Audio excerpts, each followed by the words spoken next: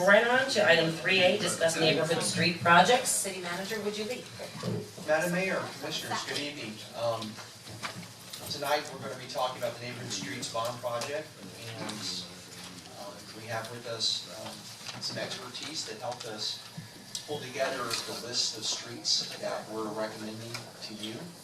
And without further ado, I'd like to turn it over to Jamie Brown, our Public Services Director, who will introduce Brent and move forward. Jamie?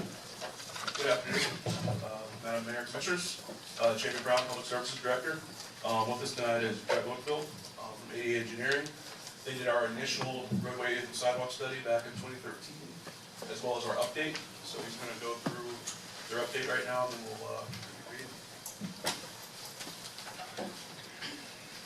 Thank you, Jamie. As Jamie mentioned, You're going to need to pull that like up higher. Thank you. As Jamie mentioned, with ADA Engineering, I'm the engineer registered here in the state of Florida, but also as part of my qualifications, I think for tonight, I'm a 13-year resident of the city of Lake Worth. I've been on the NAPC, I've been a president of neighborhood associations, I've been on many a raft and the raft race, so I think I have some fandom for the city in addition to bringing some technical expertise here. So The rest of the stuff wasn't important, but that last part about the raft. I really thought the raft race was my key qualification. I've never won the raft race, Just kidding. but that's a Neither have they. yeah. I've been witness to that. So. Okay, so let's go ahead and jump in and talk a little bit about the what pavement management planning is and pavement management. So really, I think this is kind of known to everyone, but a road network is visible and valuable. In the city, any city, the roads are what you see. If the city's not maintaining your roads, it's very obvious. You can tell as soon as you get into the city that it's not being maintained. And it says something about the city. So having a road network that's well maintained is important. And in the city, a road network is also one of the most valuable capital investments that any city would have. So a municipality such as this, the city would take over $120 million to replace the roads in the city. Like a car you want to maintain, you don't want to replace. So if you spend the money to keep the maintenance program up, you can maintain those roads in a good condition for the residents, for the visitors, in a way that maintains that asset. Asphalt specifically degrades by about 3% each year. It changes over the life of the asphalt, but basically how it ages, more or less the condition drops over 3% each year. And if you're not staying on top of maintenance, you start to not just lose asphalt, but start losing the base. That's where you see the potholes and some of the problems we see in the city today. So on this graph here, you see on the right the PCI scale. So it's ASTM 6433, but basically it's the standard, how you rate what's the condition of an asphalt. From 0 to 100, what's the condition of a segment of street. Now there's different types of failures. You may have cracking, you may have slippage, you may have raveling, you could have potholes, all sorts of different things. But basically, this is a way to take all those different types of pavement conditions and problems and put them on a single scale so you can rank them against each other. So I want to get into exactly what that means with regard to how asphalt works. A roadway is a flexible pavement. Asphalt, the thing that binds the rocks together, the asphalt, the bitumen, the tar, is flexible. Not like concrete, where the structure of concrete itself carries the load. Asphalt, the load is carried by the rock underneath and the compacted soil below the rock. So in this case, what you want to do is keep that asphalt in good condition, like you would keep the roof on your house in good condition, so that you don't start suffering problems to the base or to the house itself. So what you're trying to do is maintain the structural support of the base, provide the friction force that you have in the asphalt, and that maintenance program, by maintaining the asphalt itself, prevents you from having to repair the base. What that means in terms of where we are now in the city is, if you're just trying to repair asphalt, you're looking at maybe $20 a square yard to do some kind of mill and overlay, something like that. If you have a problem with the base, like you see in a lot of spots in the city where you've got a pothole, you've got a problem with the rock, you're seeing that rock when you're driving down the street, that's a $70 a square yard repair. So if you're staying on top of the $20 a square yard repairs on a preventative maintenance schedule, you're able to extend the life of that pavement and not have to spend the large sums that we're going to have to do to make the investment now. So, I think what this program does is try to push the city back to a place where we're looking at more of a maintenance program than a huge repair program. But I just wanted to kind of get into how asphalt works and why the pavement management plan is kind of a useful tool. So, for those of you who may not remember or have seen what was done in 2013, we took the city, we looked at all the city streets, not private roads or county roads or state roads, but just city streets, broke the GIS that was provided to us by staff into segments, so block by block, each city street, and then sent a truck out, like you see the picture up here, and it scanned all the city streets. It takes pictures, there's like lasers, all kinds of different things. It's trying to define what's the pavement condition for each location. And then it runs it through that ASTM evaluation tool, and you get a PCI for that segment of road. So what we did in 2013, we did the data collection, prepared an inventory of all the streets, which at the time was a 74.7, which was fair condition. 10% of the network at that time was in poor condition, meaning below 55, you need to do a full depth repair. That's the big $70 a square yard, that's the big dollar amount. 10% was in that condition at the time. We also developed what you see on the plot there, a roadway deterioration curve. So we wanted to see with the records that were available from the city, with what we saw with the age of the pavement and when we scanned and evaluated it, what's the degradation of pavement with time? Because when you start to consider, we want to look at what happens if we put our normal funding, $500,000 a year, into the budget. 20 years from now, where are we going to be? Well, what if we do a bond issue? Where does that put us? In order to project where you're going to be in 20 years, you have to see how's the pavement going to age with time. So what is D Street going to do if you don't get to it for 15 years? So you build that curve based on the data you have. Then we took costs of repairs, so we try to put together information from industry standards, local contractors and things, and then looked at funding strategies. So that 2013 report really looked at what if you did a bond issue, what if you put in $1 million a year, what if you put in $2 million a year, what would happen? So our final recommendations at that time were, of course, increase the maintenance and repair budget, invest in the infrastructure of the city. So what we did this time around for the 2016 update, it's what we're trying to figure out, how do we address it now, 3 years later, was we take that, what we knew of the inventory in 2013, we take that roadway deterioration curve, so we know how a road does with time, and then we project where are we today. We didn't want to spend the investment that we did 3 years ago to bring a truck out and drive every street in the city. We have a curve that says, what does it do 3 years of aging? And we know what the condition was in 2013. So we use the tool itself, say where are we at now, what does that mean? So we went from, in 2013, 10% of the network in the base rehabilitation, critical condition, to now 22% of the network in that condition. And I think it's apparent if you really observe a street over time. That first 5 or 10 years, it looks great. Then you start to see maybe some cracks, some alligator cracking, some paving lane joint cracking, something like that. Water starts getting in. The year 10 to 15, things start to fall apart. Year 15 to 20, it's really going down. And what you're seeing there is in the period between 2013 and 2016, some of these streets that were on the edge of really falling down that curve have started to fall down that curve. And so that's why, getting to this problem as soon as possible and starting to put that investment in, picking these roads back up to the place where they age in a way that you can maintain them on that curve is really the objective we're trying to get to. So you see that the network on average degraded 3% a year, but that grouping of 10% really went up. And actually the portion of the city that needed very little maintenance to no maintenance was 10% or so. That dropped off down to almost none.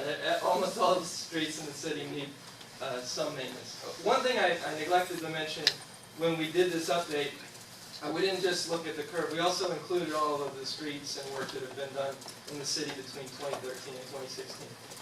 And some of those were adding streets, like 10th South and some other locations that were unpaved corridors.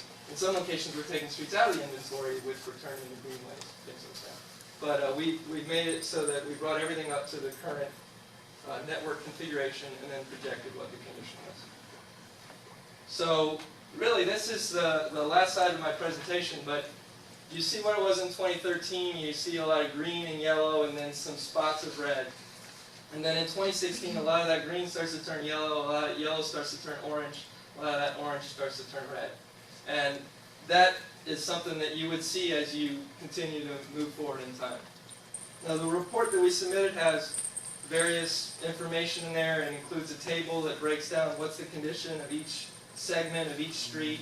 All that information was what was provided to the city and used to compile the information that you see before you in the handouts. So, with that, I'd be happy to entertain any questions or discussion.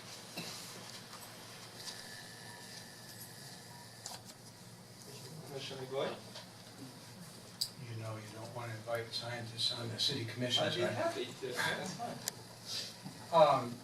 You started out the presentation, and thank you for coming and providing us with this. I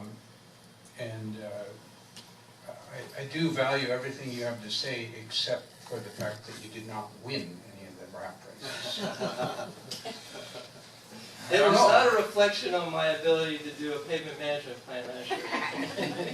Well, that's good that the raps. I often lost to my wife, which I think is probably a good decision. That's probably why we can support that. You started out the presentation, or early on, by saying like a car you want to maintain rather than replace. Right. You know, and obviously you get to a point where throwing more money at it, it's pretty well shot. But you also mentioned that the 2013 ADA recommendation was increase the maintenance and repair budget. You know, that, hey, we can see we're tipping down that curve, let's get on it. City manager. Yes, sir. Yes. Can you review for us quickly approximate numbers of what we did, what our annual maintenance repair budget was prior, say, 2011, 2012, and what it looked like after 2013? It's important to understand that the road maintenance budget really is made up of the gas tax revenues that come in. I think we budget close to 750, and it's been increasing.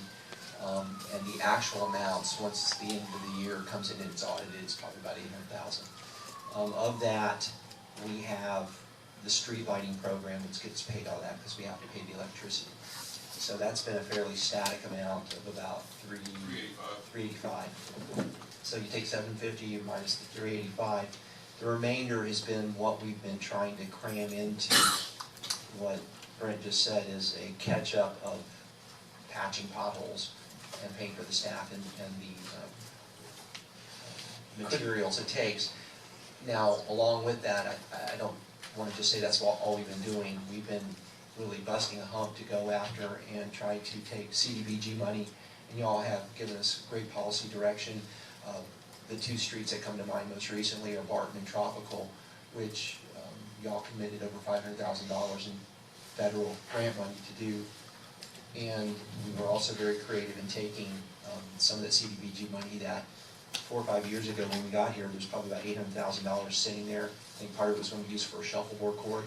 But if with all due respect, Well, the CDBG money can't be used for road maintenance. And my question was about road maintenance. And what I'm looking for is a graph in words of our maintenance budget prior to 2013 and what it was after 2013 when we got the recommendation, you need to up your maintenance budget. Absolutely. And I think the answer is, we didn't really change it very much. It was pretty much held the same. Let me answer some of your question, please. Well, I wasn't getting an answer. Let me CDBG answer. concerns, No, is there independent of that? One at a time. I only mentioned, as the consultant said, when you take roads that are needing repairs and stuff and find creative ways to address them, that reduces some of the drag as you would if you were just maintaining. So I'm sorry, I didn't mean to give you the wrong answer. City manager, I have those numbers. Jamie, thank you. Just hold on, let me finish. So I think it would be fair to say that because of the budgetary constraints since then, we have not dramatically increased until what we're proposing this year, because revenues have changed with the city over the last several years, the maintenance budget. And if I might follow up on that. Well, Commissioner. It is true that the city in its various streams of income receives money from the state for the gas tax stuff. And it's certainly logical to take that money and apply it to roads. That was kind of the intent of that money. But there is, to my knowledge, nothing in our charter or any other policy, legal stuff, that says you can't spend any more than the gas tax money. We could make a decision as a commission to listen to the recommendation that was made in 2013 and increase the budget for maintenance, take it away. Excuse me, I'm not finished. Point of order. No, it's not a point of order. Maybe- I am Off point. I'm not off point. Yes, you're making, you're lecturing, and we don't need a lecture. At Ask this- a question or be quiet. Excuse me. We have a point of order No. called, and one at a time. Commissioner McBoyd, please make your point. Thank you. My point is, I want to understand whether there is any restriction that prevented us from choosing as a commission to follow a recommendation that was made when we knew that our roads needed attention. If I could clarify our recommendation, it was actually a suite of alternatives, one of which was the bond. And it was done right before the bond failed, was the recommendations went in, the one that went to voters.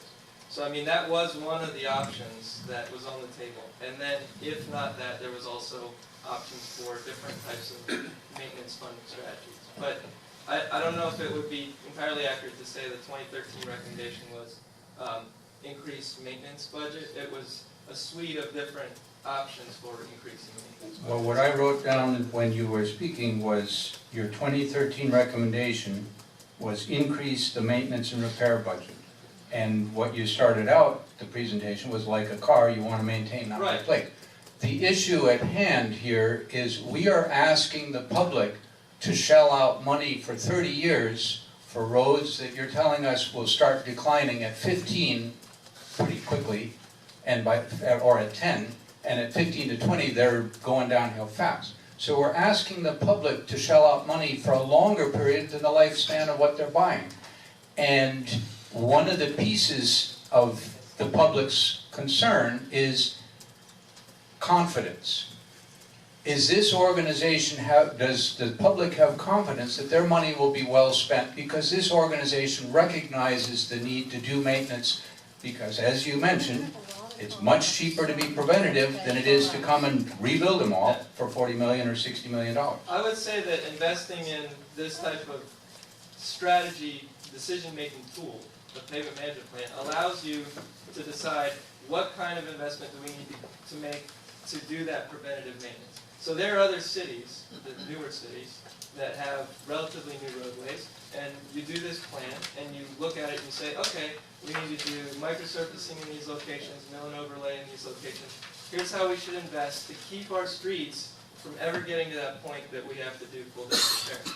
Unfortunately, in the city of Lake Worth, which I'm a huge fan of, but it's true, you do this program in the city of Lake Worth and you find out we can't maintain this car. We need to buy a new one in many cases. And so that's kind of the first step, is we got to replace a lot of these streets, and then we can do the maintenance and repair that we really should have been doing all along. And I'd like to give everyone a chance to answer. Ms. Commissioner Ambrose, you got your hand up. Since someone opened that door, Jamie, if you're gonna look at numbers, let's look at numbers from 08, 09, 10, 7, when the city was very flush with cash. I'd like to see what kind of money they actually invested in the roads back then.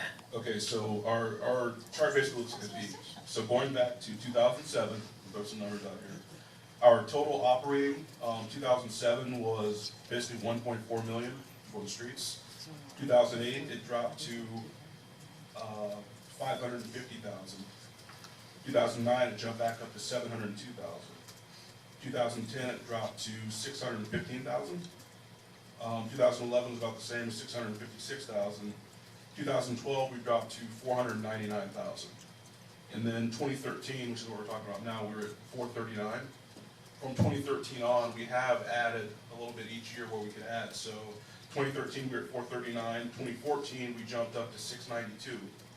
2015, we dropped a little bit to 675.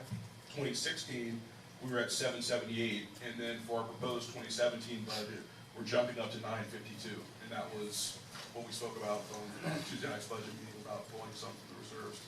And just for follow-up, so, about $1 million, still, we're in this condition. So even back in 7, 8, when we could have been putting a lot more money into it, we didn't. We were spending up for average about $1 million. We're still in this condition. So even if we were to last year and the year prior put another 300, 400, 500,000 in it, it would barely even scratch the surface. City manager, I would like everyone to remember I'm running the meeting here. I know it's a workshop, but we still have the same rules that apply, so everyone please respect the same rules that apply for a meeting. One at a time. Thank you. Madam City Mayor, Manager. I just wanted to add to what the discussion in 2008. Do you have any numbers on what the employee cost was? Because we had, in those days, a tremendous amount of employees here who had different pension plans. There was a lot of costs that were going towards employee base. Right now, we're a very lean organization. So do you have that? Our personnel costs in 2008 were $651,000. Which is more than we're spending now. Currently, our personnel costs are $123,000. Okay, so So we we're gotta get some apples and oranges in there. 500,000. Vice Mayor, First of all, can you turn your mic down? I'm sorry, it's in your forehead. I think it would be, if Madam Mayor, you would indulge us and explain to us what the purpose of this workshop is. Because I think we're starting to get off, we're not here to debate whether or not we need to build roads. We're here to outline the plan of what roads need to be done and to identify those roads and to speak to the fact that if we don't do these roads, we'll be back here next year or the following year. And the last chart that was put up there that took us from a 10% deteriorated or poor condition roads to 22% is probably going to put us in the 50% range of failing roads. Okay, and nobody denies that we need roads. The question is whether or not the voters are willing to take another bite at this apple and help us fund a roads project. And that's why we're here tonight, not to lecture anybody on whether money was spent or the maintenance money was spent. Jamie, you clearly outlined that we have increased over the last several years the budget. We have taken money out of reserves to complement that line item to increase the maintenance because number one, it was the right thing to do. Number two, the bond rating or the bond had failed and the roads were deteriorating at a much more rapid pace. So, I believe we've all been spoken to by the city manager and staff as to the content of the number of roads and all that goes with that. We've all had our opportunity to speak to whether or not we have any roads we'd like to add to the list or maybe, see a different list of roads. And my question is, Madam Mayor, beyond that, where were you tonight as far as this meeting? What was the purpose of tonight's meeting? The purpose of tonight's meeting is to unveil the exact list of roads that need to be replaced immediately. That's the list. The list was put on the website when, City Manager?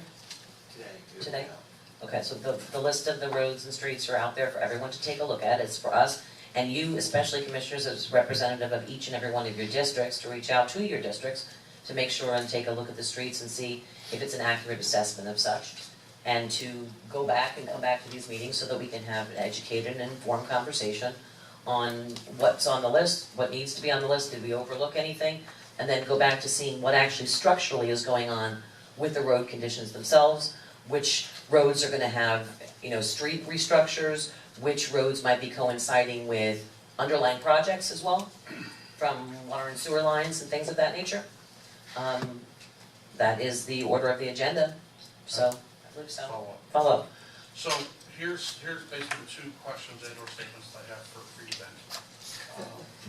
It's like Yeah. It's lasted for quite some time. Yeah. I have a memory like a human. The life of the roads, it was alleged here that, we're asking for a 30-year obligation to pay this money back, and the roads won't last that long.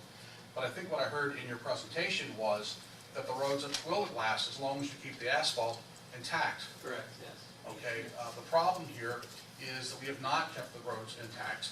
So instead of having to theoretically invest $20 at some time in 15, 20, 25 years down the road into these roads, we're forced to invest $70 for, I think you said cubic yard or Right, square right, yard. It's up there, all right. So, To piggyback your point, as that red curve, that shows that in 30 years, the road goes from 100 to a 10. That assumes you're not doing it. right, Right, but if at year 12 or 15, you come in and do some maintenance, at year 10, you do a microsurfacing, at year 18, you're doing a mill and overlay. At these points, you're doing the types of maintenance programs that have been remiss. Then you pick that curve all the way back up to the top, and it extends the curve. So the idea is we want to buy the car and then maintain it, right. not, You mentioned microsurfing as a possible maintenance technique or option or whatever. I do remember it was about 15 years ago. Yeah. We had this raging debate because we were talking about streets back then. yes, And the decision of the commission at that time was just to go ahead and microsurface the streets. Yeah. And I think most of us, if you drive up and down our streets, you can see exactly what the benefit or unintended, whatever you want to call it, microsurfacing is. But that is an option for way down the road when the roads still have some life left in them, right. I as think opposed to a cosmetic. it is a technique you can use to extend the life, but it's not something you do everywhere. If the pavement condition is a base problem or a problem with the street that microsurfacing isn't meant to address, then it's not the right fix and should not be applied.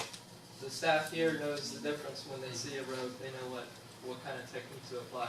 But to your point, it is something that extends the life. If you do that and then nothing else, you're back in it. Right. So what I'm hearing you say, contrary to what I believe was asserted earlier, that the roads will in fact last if we maintain them properly. Properly maintained, the road will outlast the 30-year. That's what I want to hear. That's your professional assertion.